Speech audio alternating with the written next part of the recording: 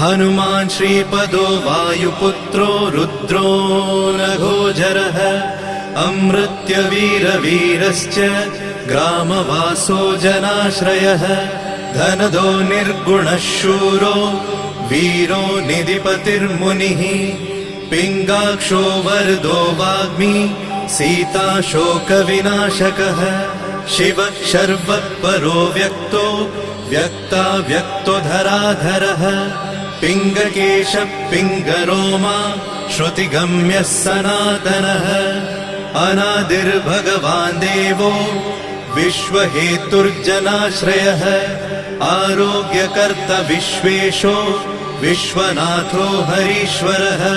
भर्गो रामो रामभक्तः कल्याणप्रकृतिस्थिरः विश्वम्भरो विश्वमूर्तिर्